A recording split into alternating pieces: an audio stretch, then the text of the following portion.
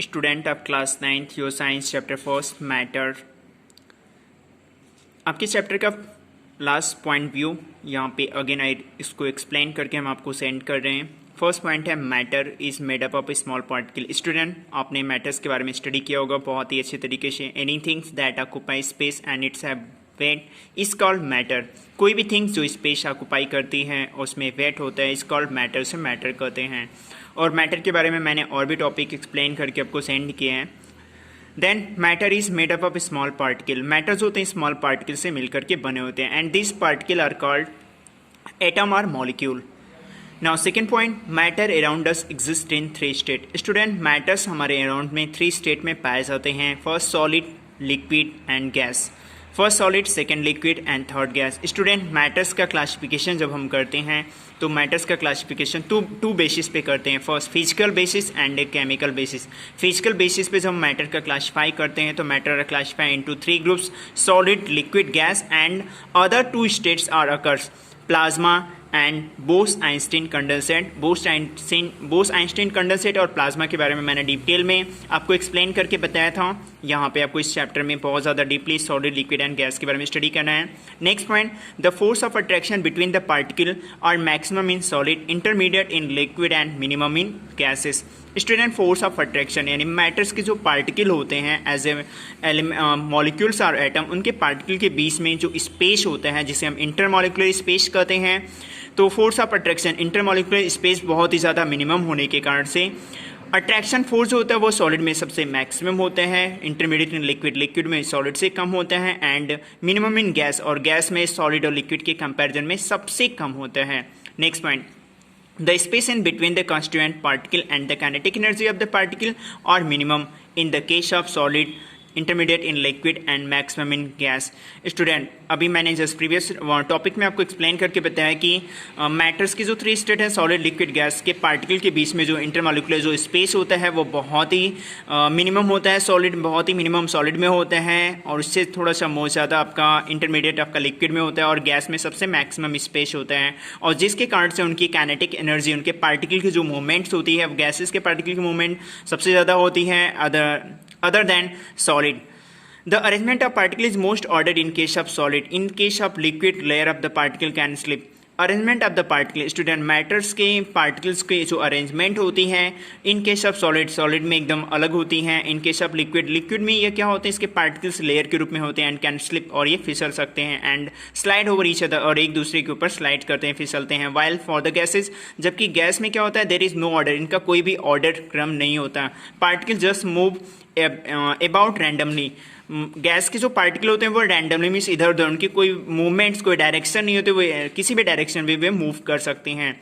तो arrangement of particle is most ordered in the case of solid. Solid में matters के solid particle जो होते हैं वो एक ऑर्डर में पाए जाते हैं, लिक्विड जो होते हैं एक लेयर में पाए जाते हैं, but gas are not found in order और layers and its move randomly. Next point है the state of matter are inter convertible. Student अब यहाँ पे क्या है, changing state of matter. Matter की 3 स्टेट आपने स्टडी किया, सॉलिड, लिक्विड एंड गैस। अब यहाँ पे हम स्टडी करेंगे inter conversion of state of matter. Matters के स्टेट का इंटर कन्वर्जन किस प्रकार से होता है। The state of matter change भी by the changing temperature and pressure. Student matter की स्टेट को जब हम उसके टेम्परेचर और उसके प्रेशर को चेंज करते हैं तो मैटर की स्टेट भी चेंज होती है। नेक्स्ट पॉइंट आपका है sublimation. What is sublimation? Sublimation is the change of gases state directly to the solid state. Means sublimation वो प्रोसेस है जिसमें कोई भी सब्सटेंस सॉलिड स्टेट से डायरेक्टली गैसेस स्टेट में चेंज हो जाता है गोइंग थ्रू लिक्विड स्टेट, बिना लिक्विड स्टेट में चेंज हुए एंड वाइस वर्सा, और जस्ट उसके opposite. Then this process is called sublimation.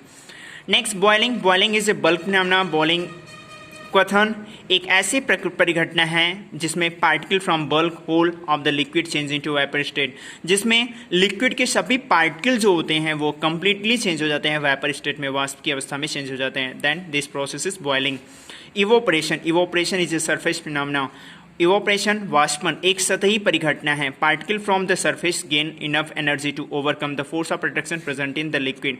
Particle from the surface gain, surface से पार्टिकल्स एनर्जी को गेन करते हैं जिसके कारण से उनमें फोर्स ऑफ अट्रैक्शन, लिक्विड में प्रेजेंट जो होता है फोर्स ऑफ अट्रैक्शन बहुत ज़्यादा होता है and change into vapour state, और इसके कारण से यह वेपर स्टेट में चेंज हो जाते हैं।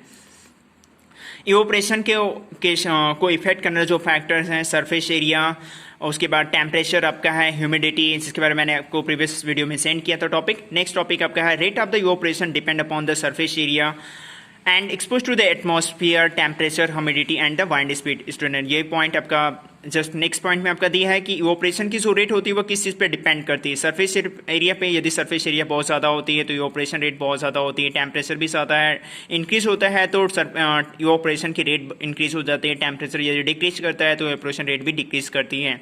नेक्स्ट ह्यूमिडिटी मीन्स होता है the amount of water present in air, air में प्रेजेंट अमाउंट वाटर की जो अमाउंट होती है इस कॉल्ड ह्यूमिडिटी, उसे हम ह्यूमिडिटी कहते हैं। एंड द वाइंड स्पीड, वायु की स्पीड भी यदि बहुत फास्ट होती है तो देन इवेपोरेशन रेट भी इंक्रीज होता है। नेक्स्ट इवेपोरेशन कॉजेज कूलिंग, वाष्पन के कारण से स्टूडेंट कूलिंग मीन्स होता है ठंड मीन्स शीतल आपका इन्वायरमेंट्स हो जाता है।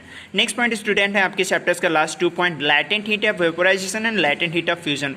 व्हाट इज लैटेंट हीट, इसको जानने से पहले हमें जानना होगा लैटेंट हीट्स क्या होता है। Latent heat is the heat energy required to change solid to liquid state या liquid to gases state at the atmospheric pressure. किसी भी एटमॉस्फेरिक प्रेशर पर जब कोई भी सॉलिड लिक्विड में चेंज हो या लिक्विड सॉलिड गैस में आपका चेंज होता है, उसके लिए जो हीट की एनर्जी की रिक्वायरमेंट होती है, this heat energy is called latent heat. उस हीट एनर्जी को हम लैटेंट हीट कहते हैं।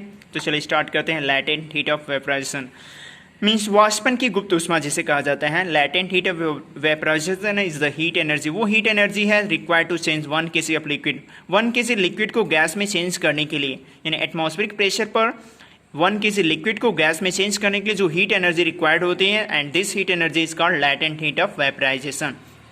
Next point latent heat of fusion.